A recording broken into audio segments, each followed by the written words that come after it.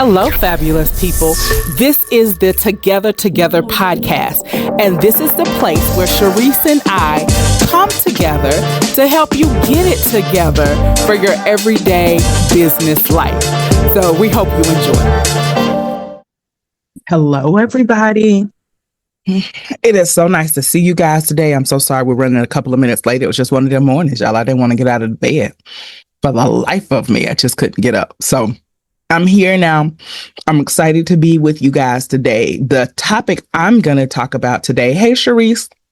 And y'all, Sharice might be in and out today. And I know she's early today. Sharice, you got to get off at what time? So I'm going to stay as long as I can. I'm my parents' this event today. Okay.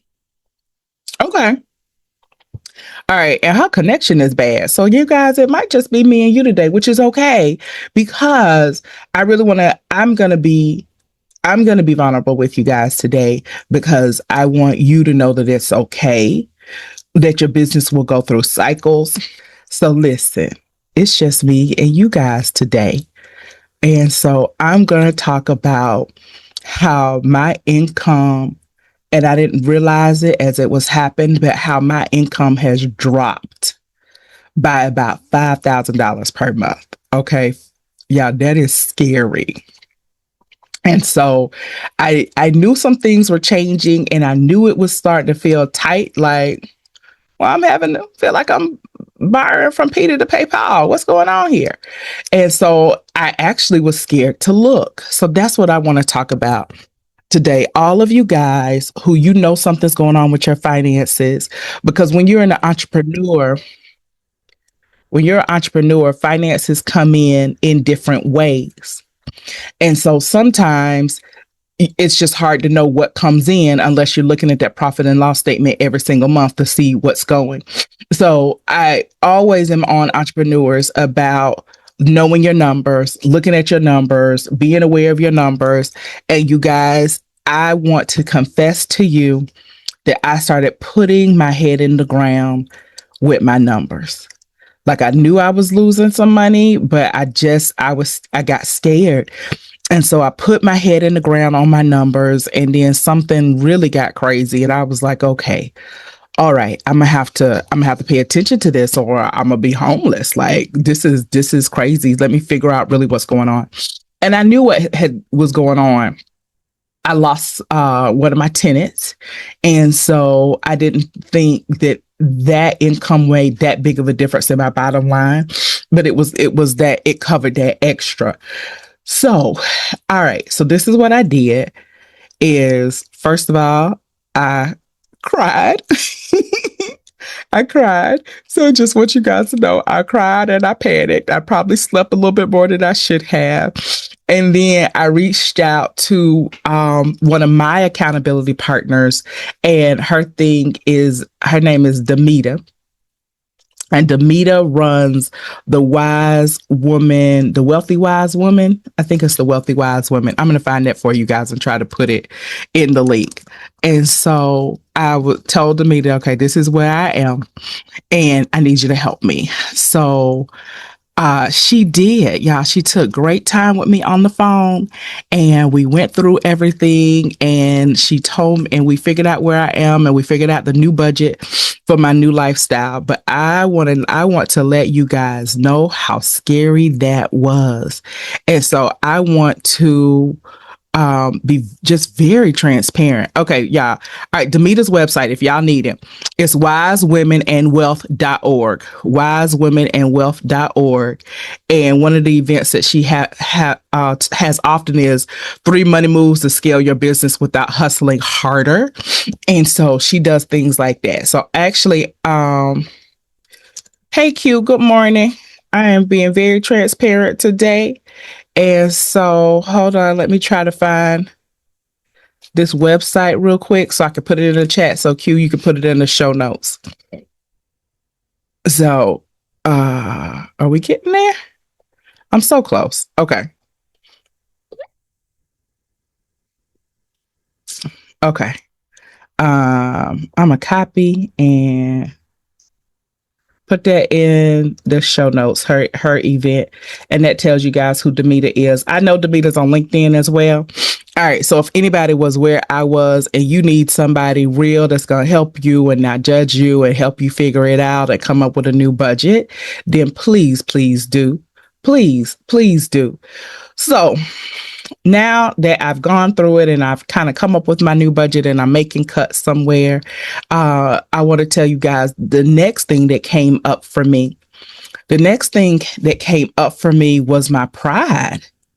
So I was feeling some type of way, like I shouldn't have to live on less. I shouldn't have to cancel Disney. Disney's $12. And she's like, but it's $12. And I know I actually don't watch Disney. I watch Prime. And so but something was feeling like I shouldn't have to do it. So that came up for me. Money, childhood issues came up for me.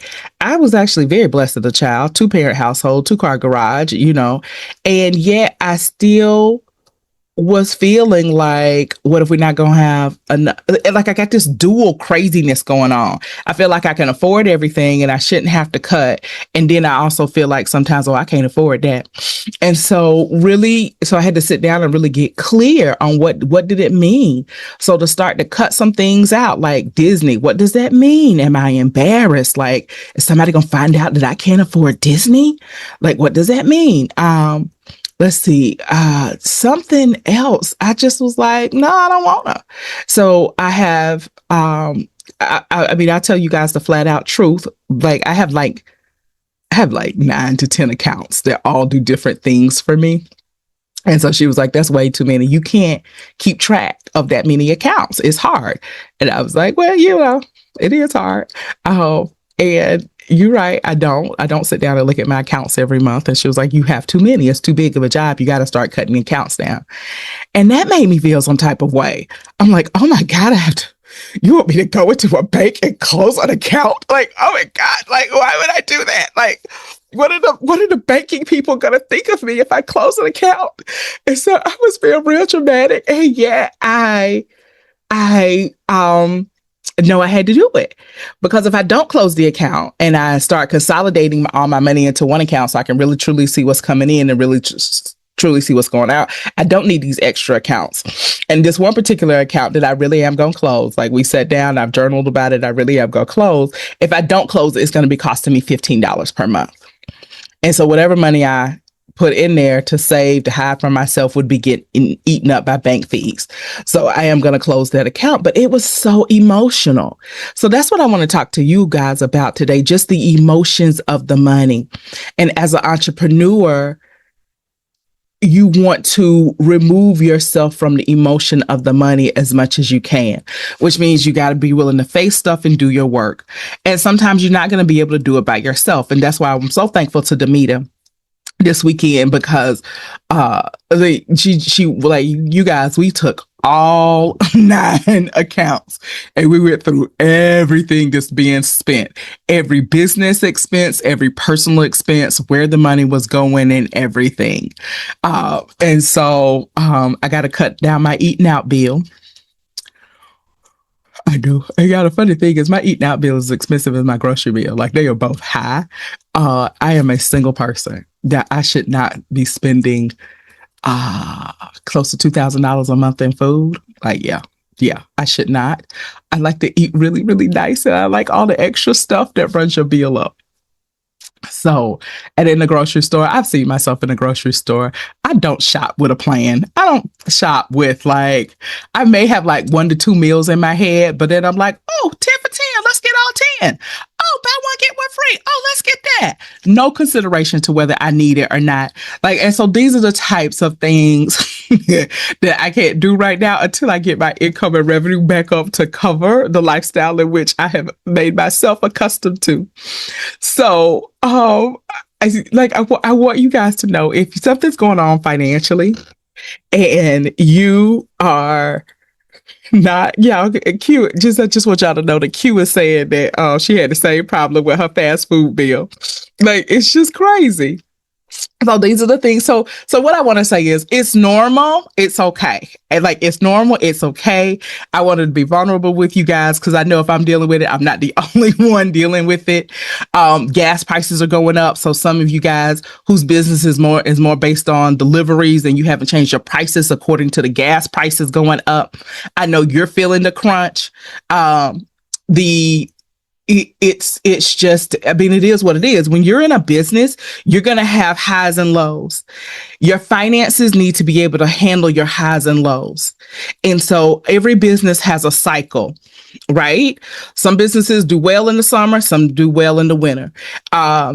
Every business has a cycle, and your business is going to be impacted by the market. So in mental health right now, we're feeling the impact of BetterHelp having commercials on all the time. We think a lot of people are going to BetterHelp that used to come to us. We're feeling the impact of the economy and our cash pay clients wanting to drop down to once a month when they were once every other week.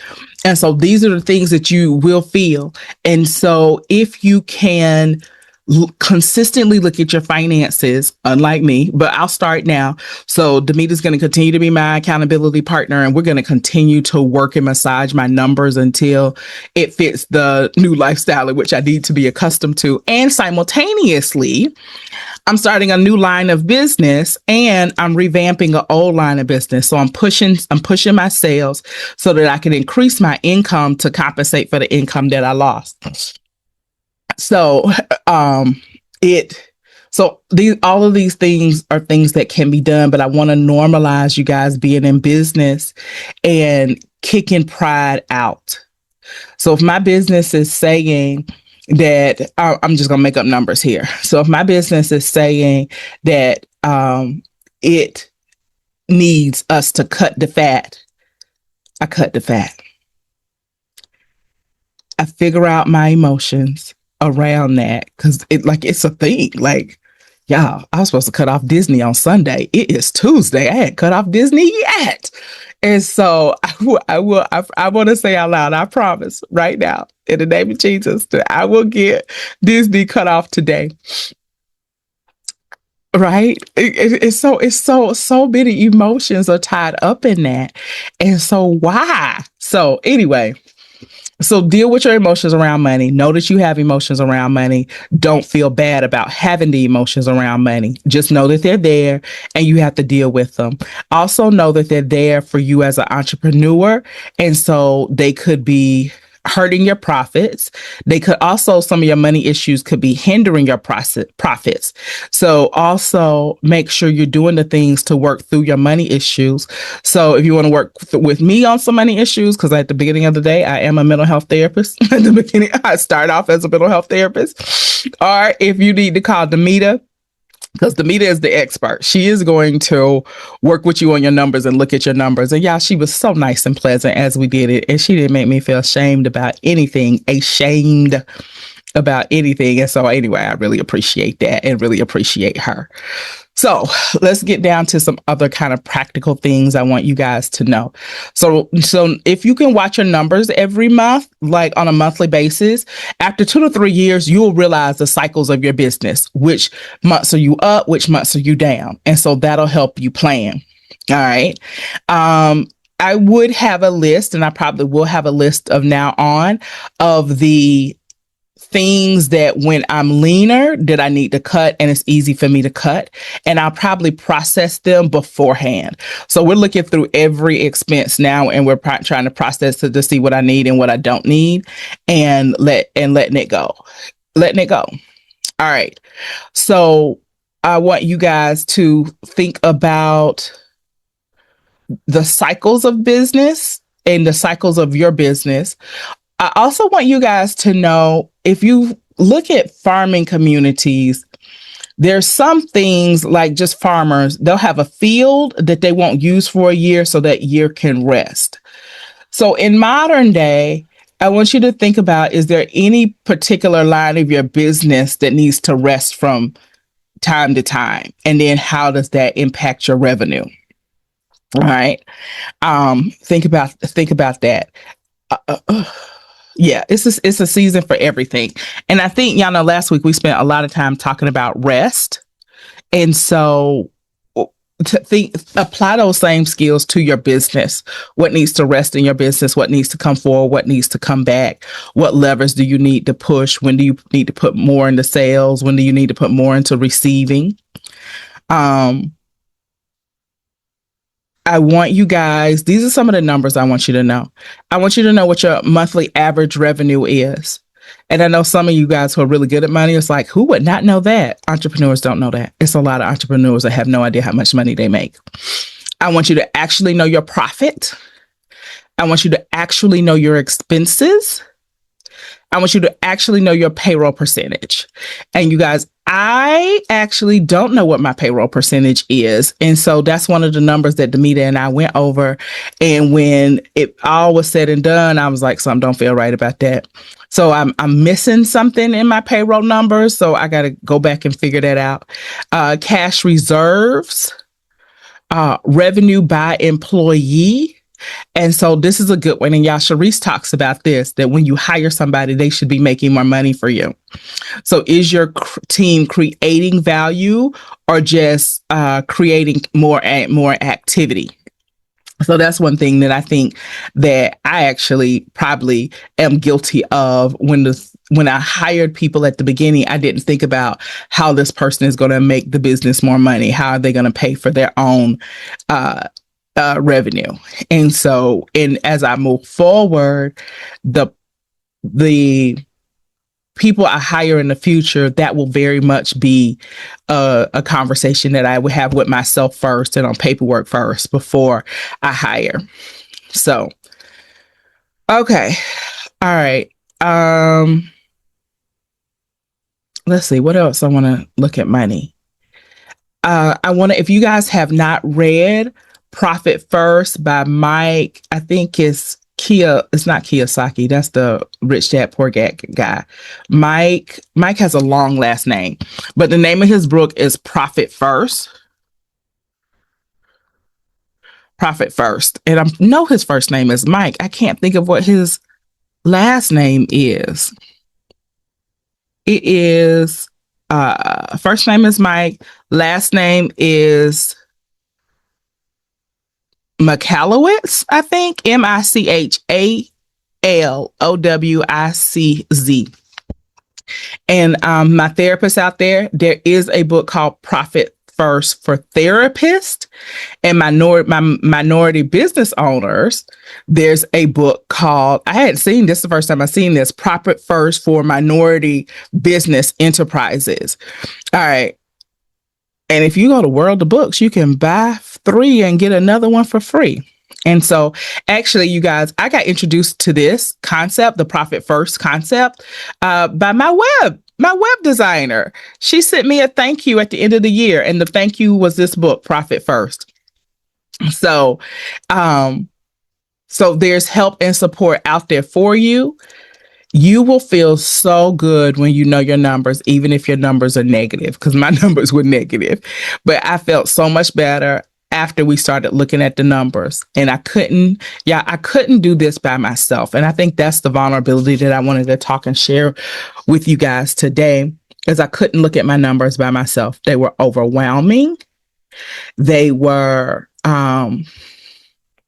they meant something. So I guess I held more value to being able to pay for Disney than I realized.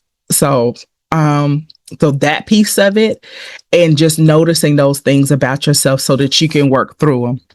Okay, so now let me be your therapist for a minute, your business coach / business therapist for a minute. When you notice that these issues are coming up, then you got to say, okay, how do I take care of this? This is no different from when you realize you're not feeling good and you're sick and you need to go to the doctor. So you got to say, oh man, this is an issue. Oh shoot, I need to have somebody look at this with me. All right. And so go do it. There are therapists that specialize in people in money issues. There are coaches that are financial coaches that specialize it. That's what Demita is. There are accountants who are extremely kind, loving, and supportive. Shout out to my accountants. All of my accountants have been supportive. And one of them joked, like, you talk to people about sex issues and you scared to talk about money issues. Yeah, it's something that I've had to grow in over the years. And so I'll tell you guys why. So when I was in my 20s, I sold car insurance. Selling insurance, specifically a type of insurance that's required by law, is lucrative. And so if I had money issues in my 20s, I had another paycheck coming and that fixed it. And then if my paycheck wouldn't fix it, let's say it was a bigger financial problem, then my sales bonus would fix it.